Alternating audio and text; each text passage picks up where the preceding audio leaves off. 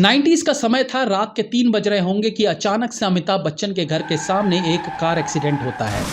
Car वाले ने footpath पर सो रहे 3 लोगों को रौंद दिया। अगर आपको लग रहा है कि फुटपाथ पर गाड़ी चढ़ाकर लोगों को मार देने का इल्जाम केवल सलमान खान पर है, तो आप गलत हैं। हिंदी फिल्म इंडस्ट्री में ऐसा पहले भी हो चुका है, लेकिन क्योंकि तब आज की तरह सोशल मीडिया नहीं था, तो वो केस कहीं दबकर रह गया। और लोगों की माने तो इन कानूनी पचड़ों से इस एक्टर को बाहर निकालने का काम किया था खुद अमिताभ बच्चन ने।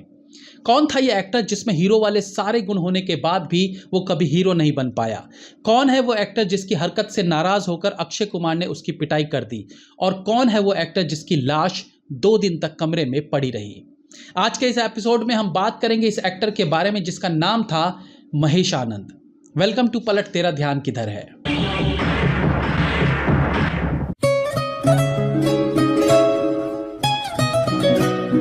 2019 में मुंबई के एक अपार्टमेंट में सुबह मेड आई जो दरवाजा खटखटाती रही, लेकिन अंदर से कोई आवाज नहीं आई। कुछ देर बाद आस पड़ोस के लोग इकट्ठा हो गए और फिर पुलिस को बुलाया गया। दरवाजा टूटा तो अंदर एक व्यक्ति की लाश सोफे पर पड़ी थी। सामने टीवी ऑन था और टेबल पर विस्की की बोतल के साथ खाने की भी एक प्लेट रखी हुई थी। लाश से हल्की सी बदबू आनी शुरू हो गई थी। बाद में पता चला ये व्यक्ति 2 दिन पहले ही मर चुका था। ये थे एक्टर महेश आनंद, जिन्हें आपने लेट 80s और 90s की अनेकों फिल्मों में देखा होगा। मुझे राजा से मिलाओ जी, मेरा सिफारिश करो जी। महेश आनंद जो फिल्मों में आने से पहले एक मॉडल थे, एक डांसर थे और ब्लैक बेल्ट प्राप्त कर चुके थे। लंबे चौड़े फिजिक वाले महेश आनंद में वो सारी क्वालिटीज थी जो एक बॉलीवुड एक्टर में होनी चाहिए थी। लेकिन जीवन में हर इंसान जो कुछ सोचता है उसे वो मिल जाए, ये जरूरी नहीं। महेश आनंद की मां थी तारा देवी, जो 1940-50 के दशक में एक्ट्रेस रह चुकी थी। महेश आनंद ने फिल्मों में आने से पहले मॉडलिंग की और इंतजार करते रहे कि कब उन्हें फिल्मों में एक अच्छा ब्रेक मिल पाएगा। हालांकि लीड एक्टर के तौर पर उन्हें एक ही फिल्म मिल पाई थी जिसका नाम था सस्ती दुल्हन महंगा दुल्हा। अगर तुम्हारे को अपन के साथ शादी करने से इनकार है ना, तो भी बोलो। लेकिन फिल्मों की शुरुआत उन्होंने की फिल्म सनम तेरी कसम से, जो 1982 में रिलीज हुई थी। ये भले ही उनकी पहली फिल्म थी, लेकिन इस फिल्म में उनका चेहरा दिखाया नहीं गया, बट उनके डांस मूव्स बेहतरीन थे। दरअसल फिल्म के ओपनिंग क्रेडिट में एक डांसर का शैडो नजर आता है जो म्यूजिक पर डांस कर रहा होता है। ये एक्टर महेश आनंद ही थे।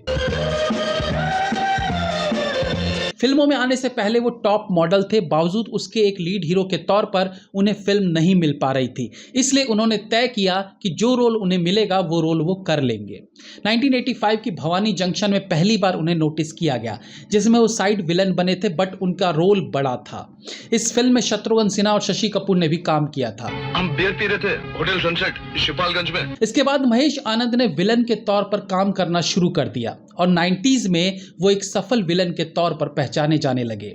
शहंशाह, कब्जा, विश्वात्मा, तूफान, खुद्दार, क्रांतिवीर, कुरुक्षेत्र जैसी अनेकों फिल्मों में काम किया। इसके अलावा उन्होंने साउथ की अनेकों भाषाओं में भी काम किया था। महेश आनंद जिस तरह का किरदार पर्दे पर निभाते थे, रियल लाइफ में भी वो उसी तरह के थे। मसलन अल्कोहलिक, वुमेनाइजर। शराब तो वो काफ़ी पीते ही थे, लेकिन पर्सनल लाइफ की बात करें तो उन्होंने 5 शादियां की थी। कोई फॉर्मर मिस इंडिया थी, कोई फॉरेनर थी। हालांकि कोई भी शादी ढंग से चल नहीं पाई। 90s के दशक में एक रात नशे में धुत उन्होंने फुटपाथ पर सो रहे 3 लोगों पर गाड़ी चढ़ा दी।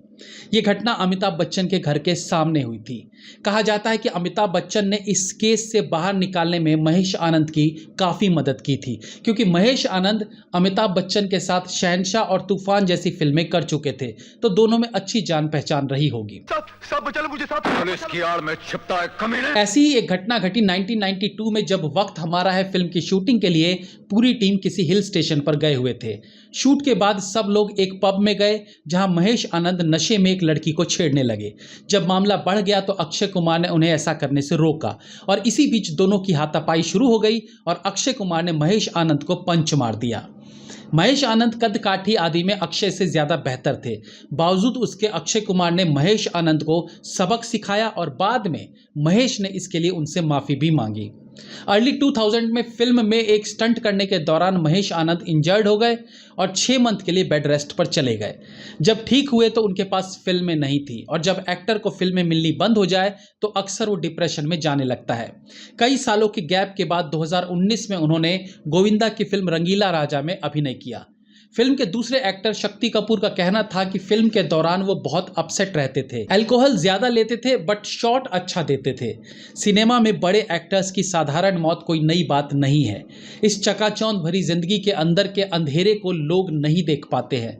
नतीजा कि अनेकों एक्टर्स जिन्हें नाम, पैसा, शोहरत सब मिला था, लेकिन मौत ऐसी गुमनामी में हुई कि कोई लाश तक उठाने वाला नहीं था। पूछना तो अपने बाप से पूछ, सारी बुराइयों का जड़ यही है। महेश आनंद की आखिरी पत्नी ने उनका अंतिम संस्कार किया और इस तरह से एक और गुमनाम मौत बॉलीवुड के हिस्से आई। करीबी लोग बताते हैं कि महेश आनंद को कैंसर था, लेकिन 5 शादियां करने वाले महेश आनंद के आखिरी वक्त में उनके साथ कोई नहीं था। वो अकेले शराब पीते पीते दुनिया छोड़ गए। तो आज की वीडियो में इतना ही। Be safe, have fun. मिलते हैं अगली बार फिर किसी नए एपिसोड के साथ। तब तक के लिए